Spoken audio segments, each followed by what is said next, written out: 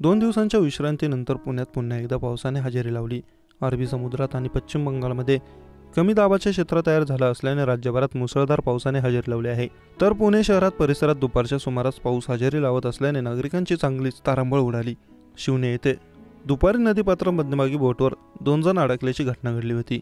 पुण्यातील शिवणे येथे दुपारी नदीपात्रात मध्यभागी बोटवर अडकलेल्या 2 व्यक्तींची पुणे व PMRDA अग्निशमन दलाच्या जवानांनी अथक प्रयत्न करीत त्यांनी बोट व रशीच्या साह्याने सुखरूप पाण्याबाहेर घेत सुटका केली आहे। घटनास्थळी पोहोचता जवानांनी पाहिले की नदीच्या पात्रामध्ये अगदी मध्यभागी असणाऱ्या बोटवर 2 तरुण अडकले असल्याची घटना गांभीर्याने ओळखून तातडीने बचावकार्य करण्यास सुरुवात केली। नदीपात्राच्या दोन्ही बाजूने जवान मार्गस्थ होत होते, परंतु पाण्याचा वाढता प्रवाह व किनारी खडकाळ भाग यामुळे आत जाताना अनेक अडथळे पार करीत बोट व रशी पाण्यात टाकत जवानांनी पुढे जात शेवटी त्या बोटपर्यंत पोहोचले। त्यानंतर ते दोघे अगदी घाबरलेल्या अवस्थेत असल्याने त्यांना धीर देत त्यांच्याशी संवाद साधत बोट व रशीचा वापर करीत सुमारे 2 तासांच्या अथक प्रयत्नानंतर त्यांची सुखरूप सुटका केली आहे।